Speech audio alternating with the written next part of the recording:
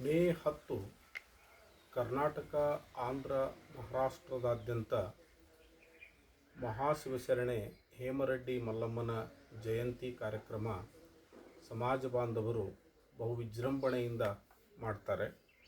ಆ ಕಾರಣಕ್ಕಾಗಿ ಮಲ್ಲಮ್ಮ ತಾಯಿಯ ಕುರಿತು ಒಂದು ಪ್ರವಚನವನ್ನು ನೀಡಬೇಕೆಂಬ ಹಿರಿಯಾಸೆ ನಮ್ಮದು. ಈ ರೀತಿಯ ಅನೇಕ ವಿಡಿಯೋಗಳನ್ನು ಮಲ್ಲಮ್ಮ ಹಾಗೂ ಇತರ ಶರಣರ ಕುರಿತಾಗಿ ಮಾಡಿದ್ದಾಗಿದೆ.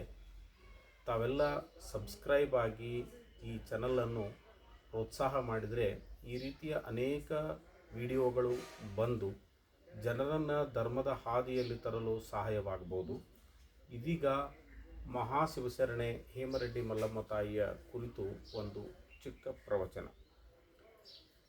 ಶರಣು ಮಾಡುವೆ ನಿನಗೆ ಸಂಸಾರ ಯೋಗಿನಿ, ಹರನ ಕರುಣೆಯ ದಿವ್ಯ ತಾರಿಣಿ, ಸಂಕಷ್ಟ ಕಿರುಕುಳಕ್ಕೆ ಸಂಯಮದ ಸಿರಿಸ್ಪರ್ಶ, ಸಂಸಾರ ಜೀವನಕ್ಕೆ ನಿನ್ನದೇ ಆದರ್ಶ, ಭೋಗ ಭೂಮಿಯ ಮೇಲೆ ತ್ಯಾಗ ಬೀಜವ ಬಿತ್ತಿ ಯೋಗ ಬೆಳೆಯದು ಬೆಳೆದ ಸತ್ಯಮೂರ್ತಿ.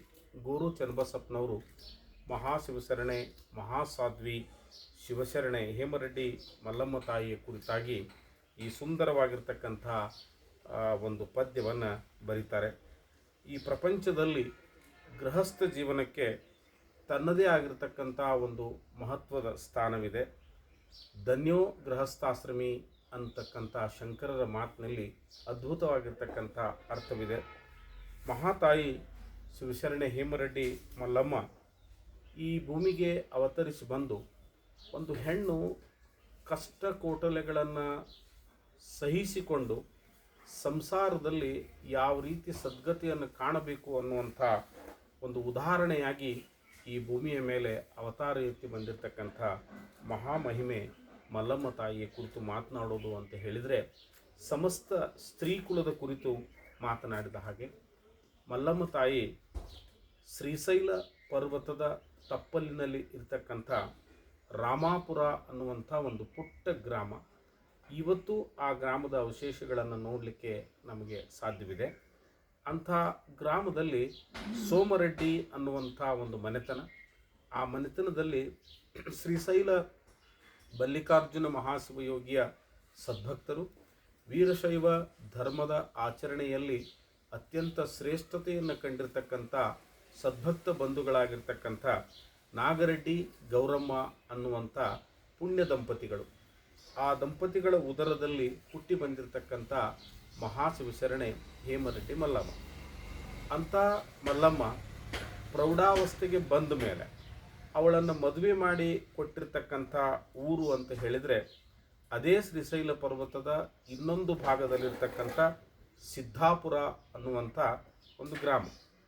ಆ ಸಿದ್ದಾಪುರ ಗ್ರಾಮದಲ್ಲಿ ರಾಜಭ್ರಷ್ಟನಾಗಿ, ಅಂದರೆ ಅತ್ಯಂತ ರಡ್ಡಿ ರಾಜಮನೆತನದ ಮಗನಾಗಿ ಹುಟ್ಟಿ ರಾಜನಾಗಿ ಮೆರೆದು ಮುಂದೆ ಹಲವಾರು ಕಾರಣಗಳಿಂದ ಸಾಮಾಜಿಕ ರಾಜಕೀಯ ವಿಪ್ಲವಗಳಿಂದ ಆತ ರಾಜಭ್ರಷ್ಟನಾಗಿರ್ತಕ್ಕಂಥ ಕುಮಾರಗಿರಿ ರೆಡ್ಡಿ, ಆತನ ಹೆಂಡತಿ ಪದ್ಮಾವತಿ, ಇವರೆಲ್ಲರೂ ಕೂಡ ರಾಜಸತ್ತೆಯನ್ನು ಬಿಟ್ಟು ಕೃಷಿಯನ್ನೇ ನಂಬಿ ಸಿದ್ದಾಪುರ ಅನ್ನುವಂಥ ಗ್ರಾಮದಲ್ಲಿ ಸಂಸಾರವನ್ನು ಮಾಡ್ತಾ ಇರ್ತಾರೆ.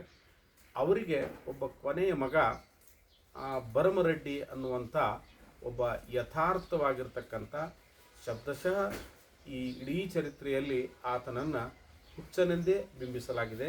ಅಂಥವನಿಗೆ ಹೇಮರೆಡ್ಡಿ ಮಲ್ಲಮ್ಮನನ್ನು, ಅಂದರೆ ರಾಮಾಪುರದ ಸೋಮರೆಡ್ಡಿ ಮನೆತನದ ಮಲ್ಲಮ್ಮನನ್ನು ಮದುವೆ ಮಾಡಿ ಕೊಡ್ತಾರೆ.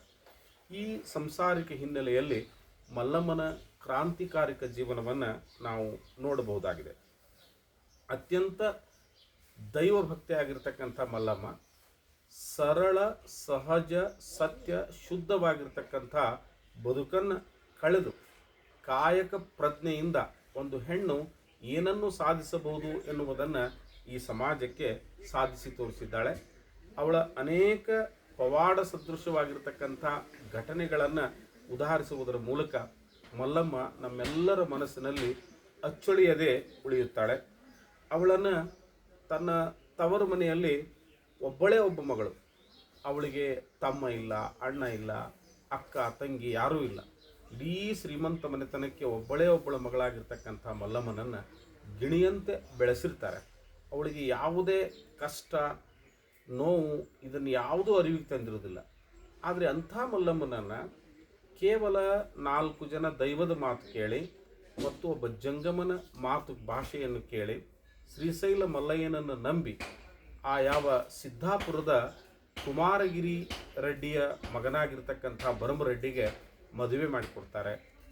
ಆ ಕಾಲಘಟ್ಟದಲ್ಲಿ ಮದುವೆಯಾಗಿ ಬಂದಿರತಕ್ಕಂಥ ಮಲ್ಲಮ್ಮ ತನ್ನ ಹುಚ್ಚು ಗಂಡನನ್ನು ನೋಡಿ ನನಗೆ ಹತಾಶ ಆಗೀನಿ ಎನ್ನುವಂಥ ಭಾವ ತಾಳದೇನೆ ಯಾವ ಸಂದರ್ಭ ನನಗೆ ಬಂದೊದಗಿದೆ ಅದೇ ಸಂದರ್ಭದಲ್ಲೇ ನಾನು ಯಶವನ್ನು ಸಾಧಿಸಿ ತೋರಿಸಬೇಕು ಅಂತ ಹೇಳಿ ಬರದಿಹುದ ರೆಣಿಕೆಯಲ್ಲಿ ಬಂದಿಹುದ ಮರೆಯದಿರು ಗುರುತಿಸೊಳಿತಿರುವುದನ್ನು ಕೇಡುಗಳ ನಡುವೆ ಅನ್ನುವ ಹಾಗೆ ಎಲ್ಲ ಅಸಂಬದ್ಧ ಸಂಗತಿಗಳಿದ್ದಾಗಲೂ ಕೂಡ ಎಲ್ಲ ಕೊರತೆಗಳಿದ್ದಾಗಲೂ ಕೂಡ ಮಲ್ಲಮ್ಮ ಆ ಎಲ್ಲ ಕೇಡುಗಳ ನಡುವೆ ಒಳಿತನ್ನೇ ಗುರುತಿಸಿ ತನ್ನ ಬದುಕನ್ನು ಬಾಳ್ತಾಳೆ. ಹೊಸದರಲ್ಲಿ ಗಂಡನ ಮನೆಗೆ ಬಂದಾಗ ಆ ರಾಜಭ್ರಷ್ಟರಾಗಿರ್ತಕ್ಕಂಥ ಕುಮಾರಗಿರಿ ರೆಡ್ಡಿಯ ಹೆಂಡತಿ ಪದ್ಮಾವತಿ ಹಾಗೂ ಯಾವ ಮಲ್ಲಮ್ಮನ ಭಾವನ ಹೆಂಡಂದಿರು ಮೈದುನನ ಹೆಂಡಂದಿರು ಅವರೆಲ್ಲ ಸಂಪೂರ್ಣವಾಗಿ ದಾರಿ ಬಿಟ್ಟಿರ್ತಾರೆ. ಒಂದು ಕಡೆ ಸುಖಭೋಗ ವಿಲಾಸ ಜೀವನವನ್ನು ಕಳೀತಾ ಇರ್ತಕ್ಕಂಥ ಅವರು ಸಂಸಾರಿಕ ಜವಾಬ್ದಾರಿಯಿಂದ ವಿಮುಖರಾಗಿ ಭೋಗ ಜೀವನವನ್ನೇ ಕಳೀತಾ ಇರ್ತಾರೆ. ಆದರೆ ಮಲ್ಲಮ್ಮ ಸಂಸ್ಕಾರಭರಿತವಾಗಿರ್ತಕ್ಕಂಥ ಜೀವನವನ್ನು ಕಳೀತಾ ಇರ್ತಕ್ಕಂಥ ಮಲ್ಲಮ್ಮ. ಇವರಿಬ್ಬರ ಮಧ್ಯದಲ್ಲಿ ಮನೋವ್ಯತ್ಯಾಸಗಳು ಭಾವನೆಗಳ ವ್ಯತ್ಯಾಸಗಳು ಉಂಟಾಗ್ತದೆ. ಆ ಸಂದರ್ಭದಲ್ಲಿ ಸಂಘರ್ಷ ಸಹಜ. ಆ ಸಂಘರ್ಷದಲ್ಲಿ ಮಲ್ಲಮ್ಮ ಒಂಟಿ ಆಗ್ತಾಳೆ ಮತ್ತು ಮುಗ್ಧಳಾಗಿರ್ತಕ್ಕಂಥ ಮಲ್ಲಮ್ಮ ವ್ಯವಸ್ಥೆಯ ವಿರುದ್ಧ ನಿಲ್ಲುವಂಥ ಪ್ರಯತ್ನ ಮಾಡೋದಿಲ್ಲ. ಆದರೆ ಅವಳ ಅತ್ತೆ ನೆಗಣ್ಣಿಯರು ನಾದಿನಿಯರು ಅವಳಿಗೆ ವಿಪರೀತವಾಗಿರ್ತಕ್ಕಂಥ ಕಷ್ಟವನ್ನು ಕೊಡ್ತಾರೆ. ಆ ಕಷ್ಟವನ್ನು ಕೊಟ್ಟು ಅವಳಿಗೆ ಹರಕ್ ಸೀರೆ ಕೊಟ್ಟು ದನಗಳನ್ನು ಕಾಯಲಿಕ್ಕೆ ಹಚ್ಚಿ ಕಾಡಿಗೆ ಅಟ್ಟುತ್ತಾರೆ. ಅಂಥ ಸಂದರ್ಭವನ್ನು ಮಲ್ಲಮ್ಮ ಹೇಗೆ ಅದನ್ನು ಧನಾತ್ಮಕವಾಗಿ ಬಳಸ್ಕೊಳ್ತಾಳೆ ಅಂತ ಹೇಳಿದರೆ, ಶ್ರೀಶೈಲಗಿರಿಯ ಈ ಪುಣ್ಯತಮವಾಗಿರ್ತಕ್ಕಂಥ ಪರ್ವತದಲ್ಲಿ ನಾನು ಗೋಸೇವೆಯನ್ನು ಮಾಡ್ತಾ ನಮ್ಮ ರೆಡ್ಡಿ ಕುಲದ ಪರಮ ಸೇವೆಯಾಗಿರ್ತಕ್ಕಂಥ ಪಶುಪಾಲನೆಯನ್ನು ಮಾಡ್ತಾ ನಮ್ಮ ವೀರಶೈವ ಪರಂಪರೆಯ ಅಷ್ಟಾವರಣ ಪಂಚಾಚಾರ ಷಟಸ್ಥಲಗಳನ್ನು ಬಹಳ ನಿರ್ವಿಘ್ನವಾಗಿ ಯಾವುದೇ ಅಡೆತಡೆ ಇಲ್ಲದೇ ಈ ಕಾಡಿನಲ್ಲಿ ಪಾಲಿಸಿಕೊಂಡು ಹೋಗಬಹುದಲ್ಲ ಅಂತ ತಿಳ್ಕೊಂಡು ಅವಳು ಅದನ್ನು ಧನಾತ್ಮಕವಾಗಿ ತೆಗೆದುಕೊಳ್ತಾಳೆ. ಹೀಗೆ ಅವಳು ಅಡವಿಯಲ್ಲಿ ದನ ಕಾಯ್ದು ಬಂದರೂ ಕೂಡ ಅವಳ ಮುಖದಲ್ಲಿ ಲಿಂಗ ಕಳೆ ತುಂಬಿರ್ತದೆ, ತೇಜ ಕಡಿಮೆಯಾಗಿರೋದಿಲ್ಲ. ಅದನ್ನು ಕಂಡಿರ್ತಕ್ಕಂಥ ಅವಳ ಅತ್ತೆ ಮತ್ತು ನಾದಿನಿ ನೆಗಣ್ಣಿಯರು ವಿಪರೀತವಾಗಿರ್ತಕ್ಕಂಥ ಹೊಟ್ಟೆ ಕಿಚ್ಚಿನಿಂದ ಅವಳನ್ನು ಟೀಕಿಸ್ತಾರೆ, ದಂಡಿಸ್ತಾರೆ, ಹಳಸಿರ್ತಕ್ಕಂಥ ಊಟ ಕೊಡ್ತಾರೆ, ಅವಳಿಗೆ ವಿಪರೀತವಾಗಿರ್ತಕ್ಕಂಥ ತೊಂದರೆಯನ್ನು ಕೊಡ್ತಾರೆ. ಭಗವಂತ ಯಾರು ಹಿಂದಿರ್ತಾನಂದರೆ, ಯಾರಿಗೆ ಗಾಡ್ ಫಾದರ್ ಇಲ್ಲ ಅವರಿಗೆ ಗಾಡೇ ಫಾದರ್ ಆಗಿರ್ತಾನೆ ಅನ್ನುವಂಥ ಒಂದು ಮಾತಿನ ಹಾಗೆ ಮಲ್ಲಮ್ಮ ತವರನ್ನು ಬಿಟ್ಟು ಬಂದಿದ್ದಾಳೆ. ಗಂಡನ ಮನೆ ರಾಜವಂಶದ ಮನೆ ಅನ್ನುವಂಥ ವಿಮಾನದಿಂದ ಹೆಜ್ಜೆ ಇಟ್ಟು ಒಳಗೆ ಬಂದಿದ್ದಾಳೆ. ಆದರೆ ಇಷ್ಟೆಲ್ಲ ನೋವಿನಲ್ಲಿಯೂ ಕೂಡ ಅವಳು ನಂಬಿದ್ದು ತನ್ನ ಆತ್ಮಸ್ಥೈರ್ಯವನ್ನು ಮತ್ತು ತನ್ನ ಮನೋಸ್ಥೈರ್ಯವನ್ನು ಮತ್ತು ತನ್ನನ್ನು ಸದಾ ಕಾಪಾಡ್ತಾನೆ ಅನ್ನುವಂಥ ಮಲ್ಲಯ್ಯನ ಮೇಲೆ ವಿಶ್ವಾಸ ಇಟ್ಟು ಅವಳು ಬದುಕ್ತಾಳೆ. ಹೀಗೆ ಮಲ್ಲಮ್ಮ ಏನೆಲ್ಲ ಆದರೂ ಕೂಡ ಅವಳು ಆತ್ಮಸ್ಥೈರ್ಯದಿಂದ ಇದ್ದದ್ದನ್ನು ಕಂಡು ಮತ್ತಷ್ಟು ವೈರಿಗಳಿಗೆ ಹೊಟ್ಟೆ ಕಿಚ್ಚಾಗ್ತದೆ. ಬಹುಶಃ ಇದನ್ನು ವೈರಿಗಳನ್ನು ಸೆದೆಬಡಿತಾ ಇರತಕ್ಕಂಥ ಇನ್ನೊಂದು ಅತ್ಯಂತ ಸರಳವಾಗಿರ್ತಕ್ಕಂಥ ತಂತ್ರ ಅಂತಲೂ ಕೂಡ ನಾವು ಬಳಸ್ಕೋಬೋದೇನೋ. ವೈರಿಗೆ ಒಡ್ಲಿ ಬಡಿಗೆ ಅಥವಾ ಬೈಗಳು ಅಥವಾ ದಬ್ಬಾಳಿಕೆಯನ್ನು ಮಾಡೋದಕ್ಕಿಂತಲೂ ಸಹಜವಾಗಿ ತಗ್ಗಿ ಬಗ್ಗಿ ಗಾಂಧಿಯ ಹಾಗೆ ನಾವು ಹೋದದ್ದೇ ಆದಲ್ಲಿ ವೈರಿ ತನ್ನಷ್ಟಕ್ಕೆ ತಾನೇ ವಿನಾಶವಾಗ್ತಾನೆ ಅನ್ನಲಿಕ್ಕೆ ಮಲ್ಲಮ್ಮನ ಜೀವನ ಸಹಜ.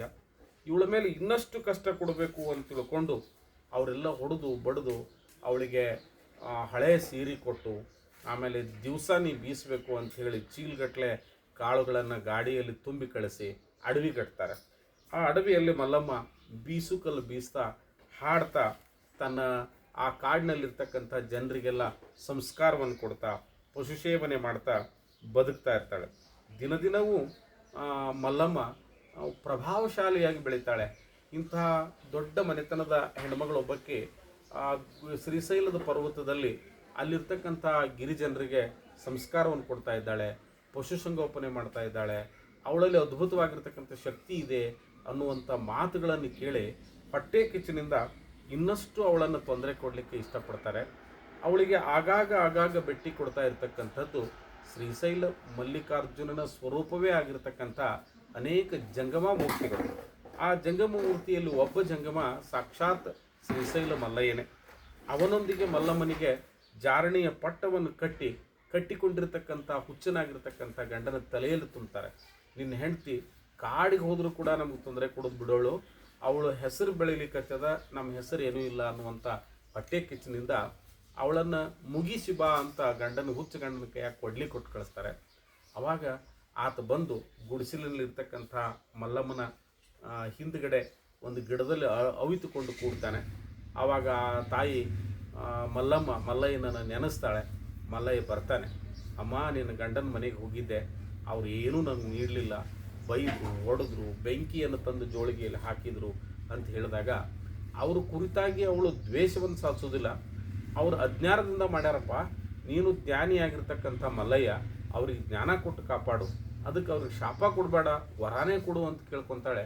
ಅದನ್ನು ಕೇಳಿರ್ತಕ್ಕಂಥ ಬ್ರಹ್ಮರೆಡ್ಡಿಗೆ ಬಹಳ ಮರುಕ ಉಂಟಾಗ್ತದೆ. ಇಂಥ ಒಳ್ಳೆಯ ಹೆಂಡತಿಗೆ ನಾನು ಎಂಥ ಕೆಟ್ಟ ಪಟ್ಟವನ್ನು ಕಟ್ಟಿದ್ನಲ್ಲ ಅಂತ ಮರುಕು ಪಡ್ತಾನೆ.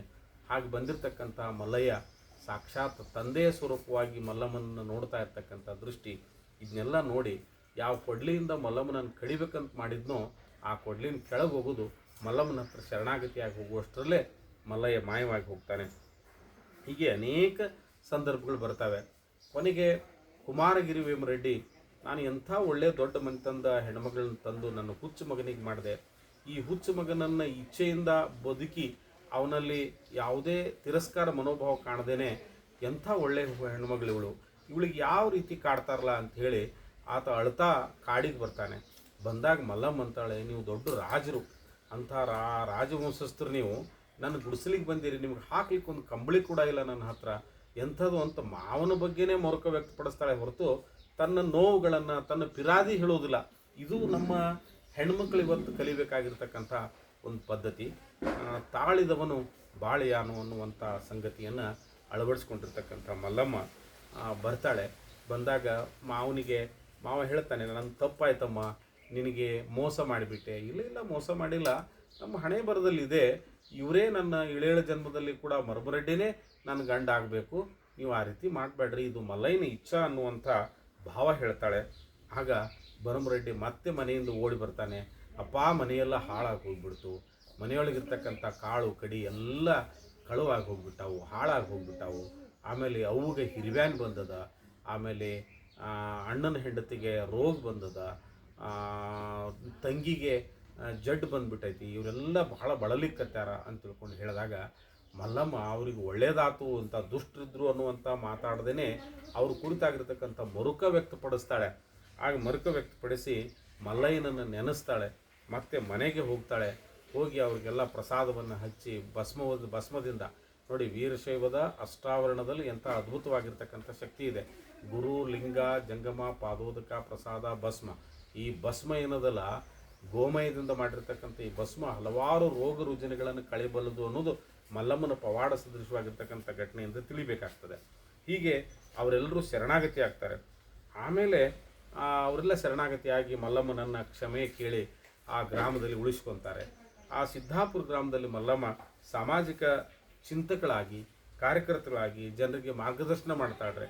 ಅವಳು ಭೂಮಿಯನ್ನು ನಂಬಿ ಹೆಂಗೆ ಬದುಕಬೇಕು, ಈ ಭೂತಾಯಿ ನಮಗೆ ಏನನ್ನೂ ಕೊಡೋದಿಲ್ಲ ಅನ್ನುವಂಥ ಭಾವ ಬೇಡ, ಎಲ್ಲವನ್ನೂ ಕೊಡ್ತಾ ಇರ್ತಕ್ಕಂಥವಳು ಭೂತಾಯಿ ಎನ್ನುವಂಥ ಒಂದು ಪವಾಡ ಸದೃಶ ಘಟನೆ. ಒಂದು ಬಾರಿ ಬೀಜ ಬಿತ್ತಕ್ಕೆ ಹೋಗುವಾಗ ಯಾರೋ ಬಂದು ಭಿಕ್ಷುಕರು ಕೇಳಿದಾಗ ಎಲ್ಲ ಬೀಜವನ್ನು ಕೊಟ್ಟರು ಕೂಡ ಮರಳನ್ನೇ ಬಿತ್ತಿ ಜೋಳವನ್ನು ಬೆಳೆದಳು ಅನ್ನುವಂಥ ಒಂದು ಪವಾಡ ಬರ್ತದೆ. ಆ ಹಿನ್ನೆಲೆ ಏನೇ ಇದ್ದರೂ ಕೂಡ ಭೂಮಿ ಎಂದೂ ಕೈ ಕೊಡೋದಿಲ್ಲ, ಆ ಭೂಮಿಯನ್ನು ನಂಬಿದವರಿಗೆ ಯಾರಿಗೂ ಮೋಸ ಮಾಡೋದಿಲ್ಲ, ಅವಳು ಕ್ಷಮಯಾದರಿತ್ರಿ ಅನ್ನುವಂಥ ಸಂದೇಶ ಕೊಡ್ತಾಳೆ. ಎಲ್ಲರ ಮನೆಯಲ್ಲಿ ಇರೋ ಹಾಗೆ ಮಲ್ಲಮ್ಮನ ಮನೆಯಲ್ಲಿರ್ತಕ್ಕಂಥ ವೇಮನ ಅನ್ನುವಂಥ ಒಬ್ಬ ಮೈದನ, ಆತ ಇಂಥ ಮನೆತನದಲ್ಲಿ ಆತ ವ್ಯಸನಿಯಾಗಿರಲಿಕ್ಕೆ ಬೇಕಲ್ಲ, ಆತ ಒಬ್ಬ ವ್ಯಸನಿಯಾಗಿರ್ತಾನೆ. ವೇಷೆಯಾಗಿರ್ತಕ್ಕಂಥ ಚಿತ್ತರಂಜನಿ ಮನೆಯಲ್ಲಿ ಇರ್ತಾನೆ. ಅಲ್ಲಿ ಒಂದು ಸಣ್ಣ ಪವಾಡ ಬರ್ತದೆ. ಆ ಚಿತ್ತರಂಜನಿ ಮಲ್ಲಮ್ಮನ ಮೂಗಿನಲ್ಲಿರ್ತಕ್ಕಂಥ ನತ್ತನ್ನು ಕೇಳ್ತಾಳೆ. ಆತ ಅವಳಿಗೆ ಏನೆಲ್ಲವನ್ನು ಕೊಟ್ಟಿರ್ತಾನೆ. ಈ ನತ್ತನ್ನು ತರಬೇಕಾದ್ರೆ ಅವ್ನಿಗೆ ದುಃಖ ಆಗ್ತದೆ. ಆದರೂ ಕೊನೆಗೆ ವಿಷಯಾಸಕ್ತನಾಗಿರ್ತಕ್ಕಂಥ ಕಾಮಾತುರಾಣಾಂ ನ ಲಜ್ಜಾ ನ ಭಯಾಮ್ ಅನ್ನೋ ಹಾಗೆ ಆತ ಬಂದು ಮಲ್ಲಮ್ಮನಲ್ಲಿ ಕೇಳಿದಾಗ ಮಲ್ಲಮ್ಮ ಹೇಳ್ತಾಳೆ, ಇದನ್ನು ಕೊಡ್ತೀನಿ ಒಲ್ಲೆ ಅನ್ನೋದಿಲ್ಲ, ಆದರೆ ನೀನು ಹೊರಗಿನ ಸೌಂದರ್ಯ ನಂಬಿದೋ ಒಳಗಿನ ಸೌಂದರ್ಯ ನಂಬಿದೋ ಅನ್ನೋದು ನಿನ್ನ ಅಂತರಂಗ ಬಹಿರಂಗಗಳ ಜಾಗೃತಿ ಆಗಬೇಕಾದ್ರೆ ಈ ನತ್ತನ್ನು ಅವಳು ತಗೊಳ್ಳುವಾಗ ಬೆತ್ತಲೆಯಾಗಿ ನಿನ್ನ ಮಂಚದ ಸುತ್ತ ಸುತ್ತಬೇಕು ಅನ್ನುವಂಥ ಘಟನೆ ಹೇಳಿದಾಗ ಅವಳ ಬೆತ್ತಲೆ ದೇಹವನ್ನು ನೋಡಿ ಆತ ವೈರಾಗ್ಯವನ್ನು ತಾಳಿ ಮುಂದೆ ದೊಡ್ಡ ಮಹರ್ಷಿ ಆಗ್ತಾನಂತೆ. ಹೀಗೆ ಅನೇಕ ಘಟನೆಗಳು. ಅವಳ ಅಡವಿಯಲ್ಲಿದ್ದಾಗ ಅವಳು ಕುಳ್ಳನ್ನು ಕಳುವು ಮಾಡಿರ್ತಕ್ಕಂಥ ಒಬ್ಬ ಹೆಣ್ಮಗಳಿಗೆ ನ್ಯಾಯವಾಗಿ ಕುಳ್ಳಿನ ಹಂಚಿಕೆ ಮಾಡುವಾಗ ಮಲ್ಲಮ್ಮ ಪಡೆದಿರ್ತಕ್ಕಂಥ ಕುಳ್ಳಿನ ಒಂದೊಂದು ಕಣಗಳಲ್ಲಿ ಕೂಡ ಮಲ್ಲಯ್ಯನ ಧ್ಯಾನ ಕೇಳ್ತದಂತೆ. ಹಾಗೆ ನಾವು ನಿಷ್ಠೆಯಿಂದ ಕಾಯಕವನ್ನು ಮಾಡಿದಾಗ ಆ ನಮ್ಮ ಕಾಯಕದಿಂದ ಬಂದಿರತಕ್ಕಂಥ ಅಸ್ಥೇಯ ಅಥವಾ ಸ್ವತ್ತು ಅದು ಇನ್ನೊಬ್ಬರ ಪಾಲಾಗೋದಿಲ್ಲ. ಬೆವರಿನ ಹನಿ ಯಾವಾಗಲೂ ಶಾಶ್ವತವಾಗಿರ್ತದೆ ಅನ್ನುವಂಥ ಸಂದೇಶ ಮಲ್ಲಮ್ಮ ಈ ನಾಡಿಗೆ ಕೊಡ್ತಾಳೆ. ಇನ್ನೂ ಅದ್ಭುತವಾಗಿರ್ತಕ್ಕಂಥ ಮಲ್ಲಮ್ಮನ ಘಟನೆಗಳ ವಿಶೇಷ ವಿಡಿಯೋಗಳನ್ನು ಇದೇ ಚಾನಲ್ ಮೂಲಕ ನಿಮಗೆ ನೀಡಲಿಕ್ಕೆ ಇಷ್ಟಪಡ್ತೇನೆ. ತಮ್ಮೆಲ್ಲರಿಗೂ ಶರಣಾರ್ಥಿಗಳು.